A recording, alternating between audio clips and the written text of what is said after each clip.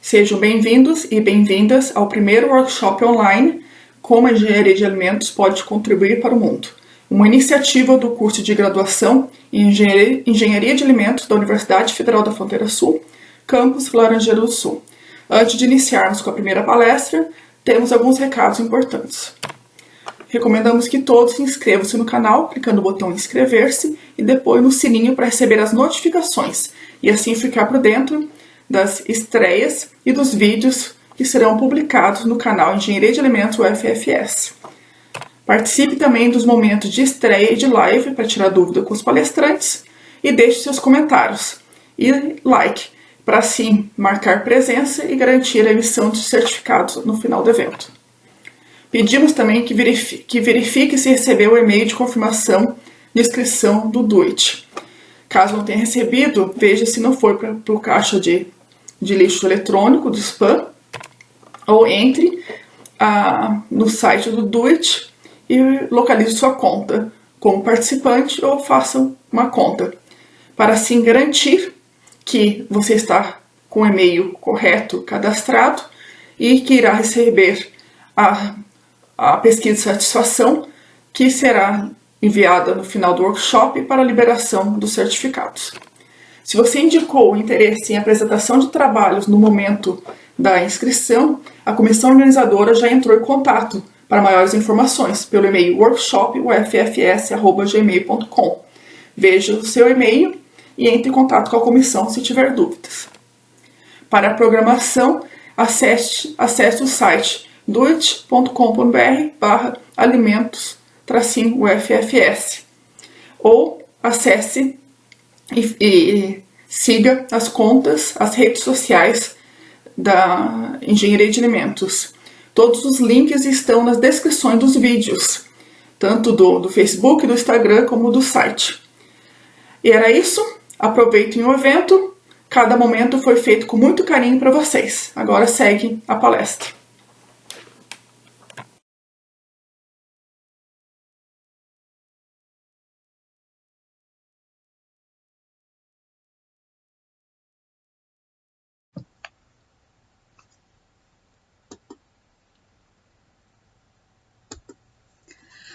Boa tarde, pessoal. Eu me chamo Rúbia Viana Batista, sou engenheira de alimentos e atualmente também curso mestrado em Ciência e Tecnologia de Alimentos, ambos pela Universidade Federal da Fronteira Sul. E falar sobre esse tema, que é o desperdício de alimentos, ele surgiu então de uma conversa com a professora Eduarda, onde estava parabenizando ela, primeiramente, sobre a entrevista com relação aos procedimentos de higienização de alimentos, e também da nossa importância como profissionais da área de alimentos em contribuir com essa informação para a população em geral. E de como isso ele deve ser aplicado não apenas nesse momento de pandemia, mas no nosso dia a dia, a fim de evitar levar essa contaminação então para a nossa casa, para o local que armazenamos os nossos alimentos. E de como todos esses procedimentos, eles contribuem também para uma redução no desperdício de alimentos, que pode também ser aliado a outras práticas que nós podemos então fazer em nossa casa. Então a FAO ela adverte há anos sobre esse problema do desperdício de alimentos, onde cerca de um terço até de um quarto a um terço dos alimentos produzidos, eles são perdidos ou desperdiçados, lá desde a colheita até o consumidor final. Cerca de 30% dos cereais são perdidos. No caso de raízes, frutas e hortaliças, chega a de 40% a 50% de perdas. Produtos cárneos e lácteos, cerca de 20% são perdidos ou desperdiçados.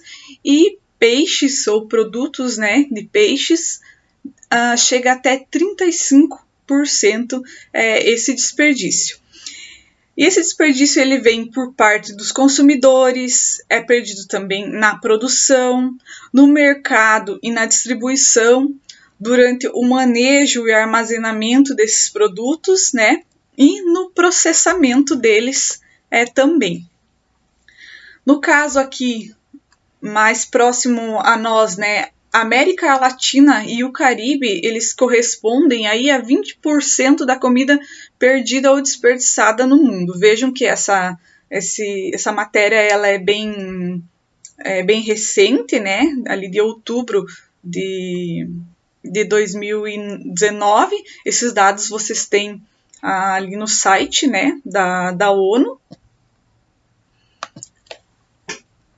Então, onde grande parte desse desperdício ele se deve às condições inadequadas de armazenamento e também tomadas de decisões inadequadas nos estágios iniciais da cadeia de abastecimento, ou seja, lá ainda na produção, muitas vezes no campo, né?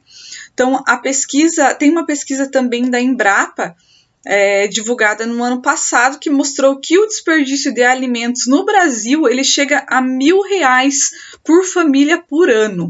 Então, um total aí de 128 quilos de alimentos por família. Na América Latina, esse número chega a 127 milhões de toneladas de alimentos por ano. E um dos objetivos, então, elencados pela ONU é a redução pela metade, né, do desperdício desses alimentos até o ano de 2030. No Brasil, esse desperdício de alimentos ainda ele se deve devido à valorização da abundância, né? Então, no início do mês, as pessoas vão ao mercado e enchem a sua despensa de alimentos, também preparam porções muito grandes e não aproveitam essas sobras, né, dessas refeições preparadas. O pesquisador vê que uma das estratégias para a redução desse desperdício ele pode gerar novas oportunidades de negócio e incrementar, então, a disponibilidade de alimentos saudáveis à população. E que ele vê no Brasil tecnologias disponíveis para isso e também uma geração jovem empreendedora, né, que é antenada com inovações sociais e que pode, então, gerar esses novos negócios. Foi divulgada também na semana passada o projeto de lei, então, sobre o combate ao desperdício de alimentos e a doação desses excedentes de alimentos, né? Então, os beneficiários dessa doação são pessoas, famílias ou grupos em situação de vulnerabilidade ou risco alimentar e nutricional, desde que esses alimentos eles estejam, então, próprios para o consumo humano, né, que mantenham as suas propriedades nutricionais, também a segurança sanitária e que não prejudiquem a saúde desses beneficiários. O link na íntegra desse projeto de lei eu vou deixar para vocês aqui, assim como todo o material usado para a apresentação, vai estar abaixo do vídeo na descrição. Então, as perdas, né, dos alimentos, eles se devem devido à colheita inapropriada, ao ataque de pragas e doenças e também a desastres naturais. Após a colheita, essa perda ele pode ser por conta de embalagens inadequadas, transporte impróprio desses alimentos, o não uso da refrigeração, desconhecimentos também das técnicas de manuseio, disponibilização inadequada lá no mercado, né, e excesso de estoque dos produtos pelos consumidores. E essas perdas pós-colheitas, elas podem ser classificadas então como fisiológicas, como por exemplo o amadurecimento, né, dos frutos, injúria mecânica, por conta do armazenamento, manuseio inadequado, e também fitopatológica, como no caso do ataque de micro-organismos. As perdas no início da cadeia, elas são mais comuns em países subdesenvolvidos, que têm, por exemplo, um baixo aporte tecnológico, uma estrutura, então, para a estocagem dessa produção e uma infraestrutura inadequada para o escoamento da safra. Já em países de média e alta renda, a maior contribuição no desperdício é por parte do consumidor. E como já comentei anteriormente, inclusive isso fez parte da pesquisa realizada no Brasil, essa questão da abundância à mesa. Então, mesmo em países de classe, né, nesse contexto de classe média a baixa, o desperdício ele pode ocorrer por fatores relacionados aí às compras excessivas, armazenamento inadequado e o desinteresse, então, pelo consumo das sobras. Então, a indústria de alimentos, ela aplica vários métodos de conservação para que a gente, então, tenha esse alimento por muito mais tempo em nossa casa, né?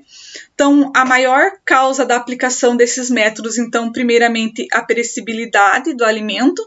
Então, por exemplo, uma carne, ela deve ser armazenada sobre refrigeração, né, congelada. Também tem a questão da sazonalidade das produções. Então, o alimento, ele não consegue ser produzido durante o ano todo. E outra situação também é a distribuição geográfica, né, dos centros de produção e consumo desses alimentos. A escolha do método de conservação desse alimento ele vai depender da sua natureza, do período de tempo a se conservar, também o custo do processo envolvido nessa conservação e quais são os agentes de deterioração envolvidos a esse alimento. Então, um dos principais métodos de conservação utilizado é o frio, então a refrigeração e o congelamento. Também o uso do calor, no caso da pasteurização, do leite, a esterilização. Então, depende de onde esse produto vai ser distribuído, ele vai passar pelo processo diferente ali de conservação. O controle da umidade desse alimento também através da secagem, desidratação, a liofilização. Também são utilizados aditivos a fim de conservar esse alimento, a adição também de um soluto, como sal ou açúcar, para a conservação. A defumação, então nós temos muitos produtos defumados, então a defumação também é considerada um método de conservação. A fermentação, então para a produção de bebidas alcoólicas, para a produção de pão, produção de derivados lácteos, então, né, iogurte. Outros métodos de conservação também que não são tradicionais, mas têm sido utilizados, como a radiação, o campo elétrico pulsado, o ultrassom, alta pressão hidrostática, e não podemos também deixar de falar da embalagem, que é um grande aliado então, na preservação do alimento pelo seu período aí de validade. Então, hoje também tem se desenvolvido cada vez mais embalagens que tenham uma interação com o alimento, né? Como embalagens com antioxidantes, com antimicrobianos, com absorvedores de gases, de umidade e de odores, então que vem auxiliar na conservação desse alimento. E o que nós, como consumidores, podemos fazer para evitar o desperdício de alimentos em nossa casa? Então, primeiramente, evitar a compra excessiva, né, de produtos. Então, comprar o que eu realmente vou consumir naquele período de tempo, olhar a sua despensa, olhar a sua geladeira, com o que você tem, o que você realmente necessita para aquele determinado tempo que você vai utilizar aqueles produtos. Seja se você vai semanalmente ao mercado, quinzenalmente. Então, sempre evitar essa compra excessiva. Olhar o que você realmente precisa comprar. É uma maneira de evitar o desperdício de alimentos. Também o armazenamento adequado desses produtos, então armazenar os produtos que necessitam de refrigeração e de congelamento no seu devido lugar, assim como armazenar os produtos que você já tem aberto em sua casa, ou em potes, ou em saquinhos fechados, para evitar, né, que possam entrar insetos também no seu produto que já está aberto. Os procedimentos de higienização, então, como a professora Eduarda já passou na semana passada, o vídeo ele vai estar disponível aqui também na descrição do nosso vídeo. Então, com todo o procedimento de higienização para todos os produtos quando chega-se do mercado.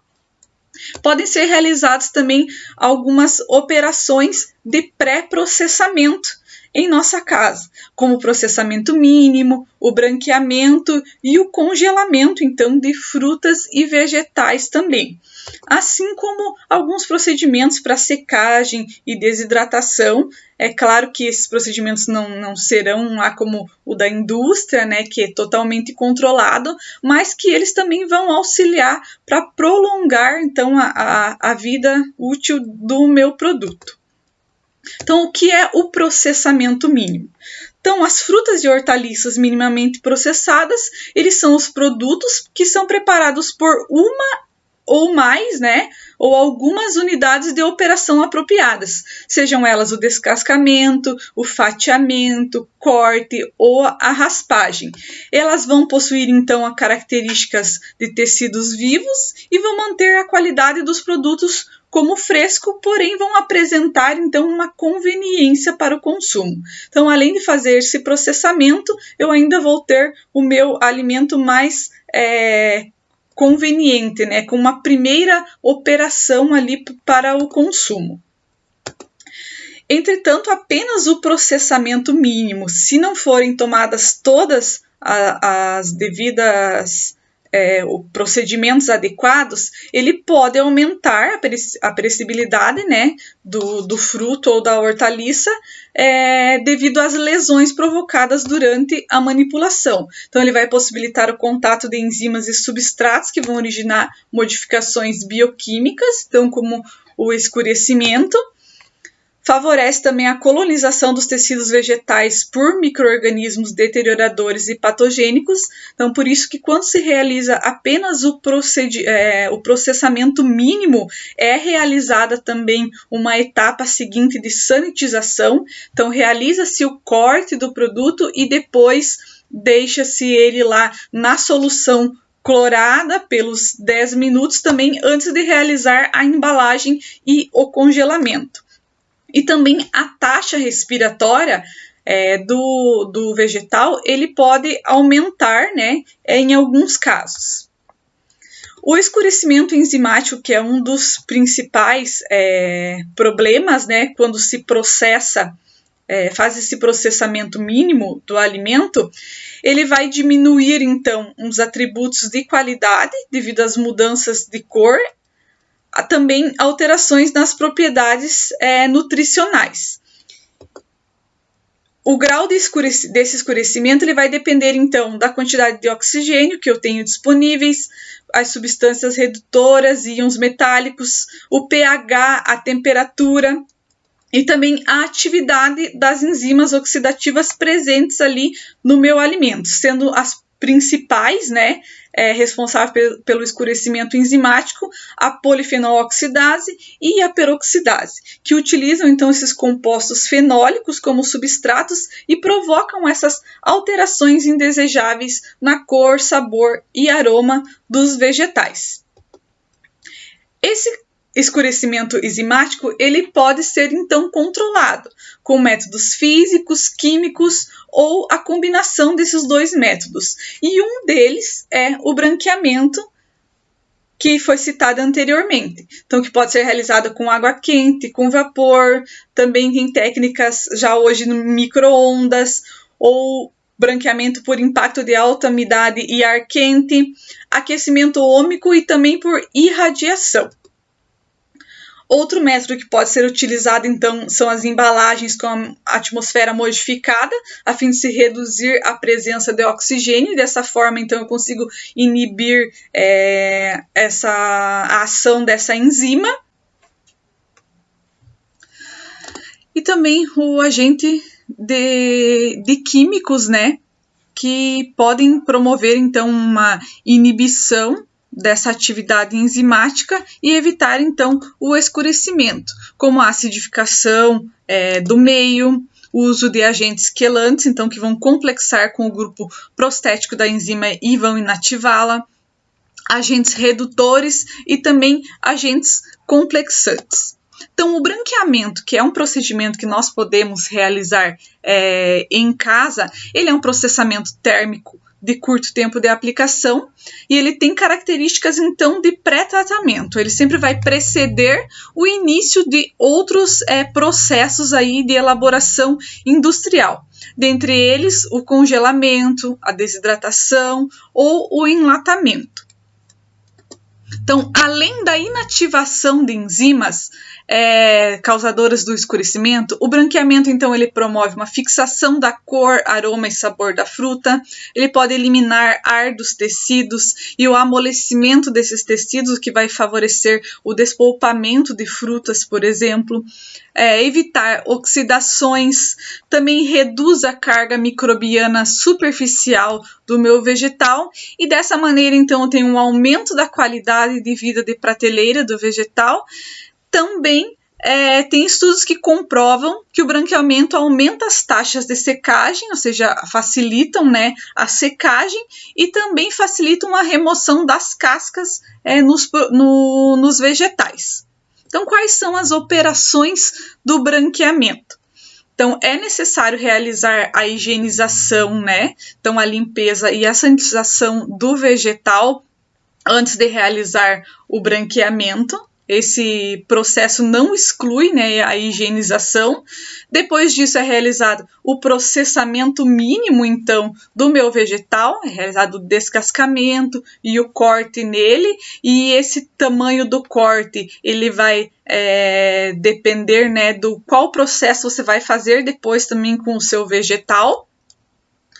O processo em si, o branqueamento, que é a utilização, então, da água quente, que pode variar de 70 a 100 graus por alguns minutos. Em casa, é mais fácil utilizar, então, a água ali a 100 graus, então, a água fervente, para realizar esse procedimento. E o tempo e a temperatura também vão depender do tamanho, do corte realizado no vegetal. Após isso, então, é realizado o resfriamento do vegetal, então um banho de água gelada. Essa água deve estar em torno de 0 a 5 graus Celsius.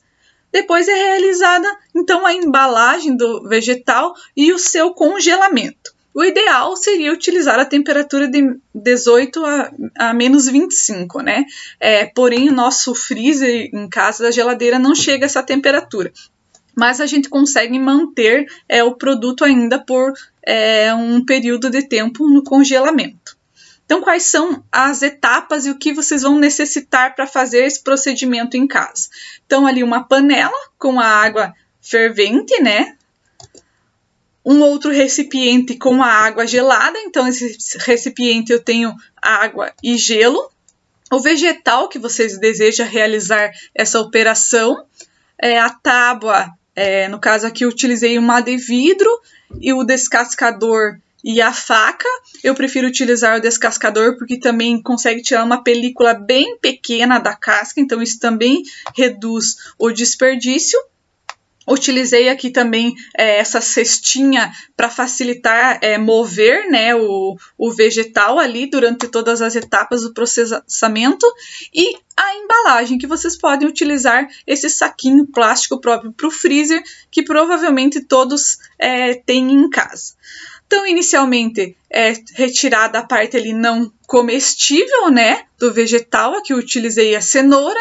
Foi realizado o descascamento, depois o corte em fatias. Depois eu transferi, então, esse meu vegetal para a cestinha para facilitar esse manuseio.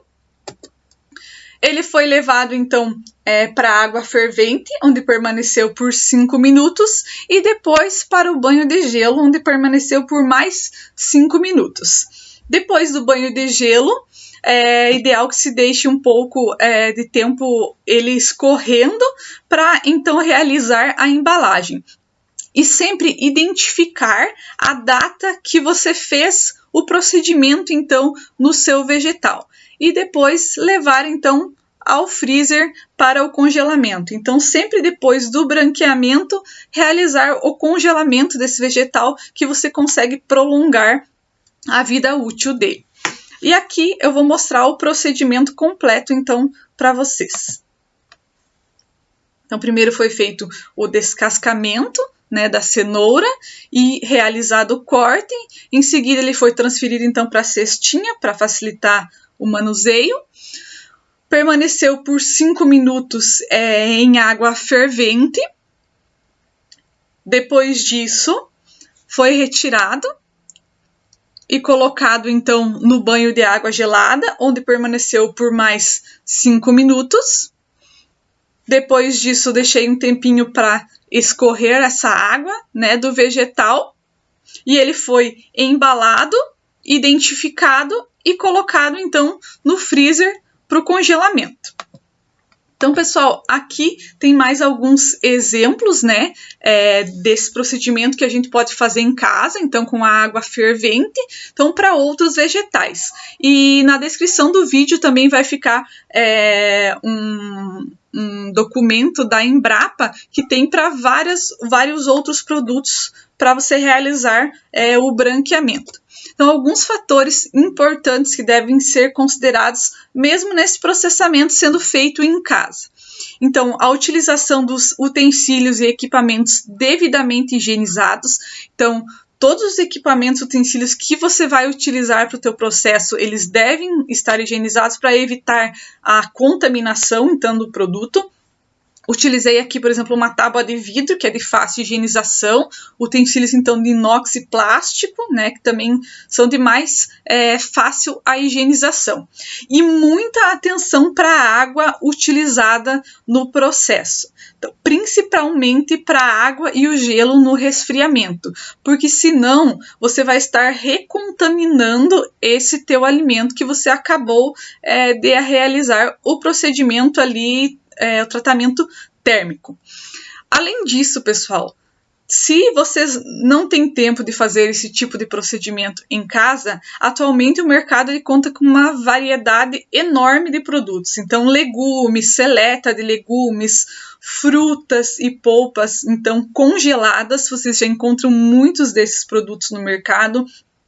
Hortaliças minimamente processadas também vocês devem encontrar aí nos mercados da região de vocês, então de produtores aí da região de vocês que processam essas hortaliças em porções individuais ou em porções aí para uma refeição para a família. Vocês já encontram também essas hortaliças cozidas, né? Já na embalagem a vácuo e esterilizadas, e que esses alimentos eles conseguem então ser conservados sem o uso de refrigeração e sem o uso também de conservantes. Então já se encontra no mercado batata, mandioca, beterraba, até mesmo carne, né, prontas ali para o consumo. É claro que esses produtos ele têm um custo embutido devido ao processamento, né? A mão de obra envolvida, a energia, insumos, o tempo, mas isso se você não tem tempo de fazer na sua casa, não pode fazer na sua casa, já tem esses produtos no mercado.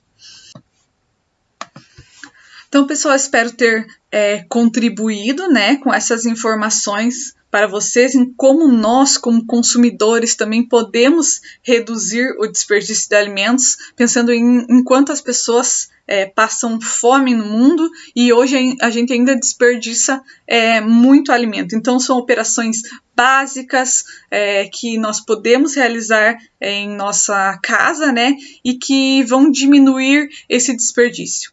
Eu espero ter contribuído com vocês e agradeço a atenção de todos e até mais.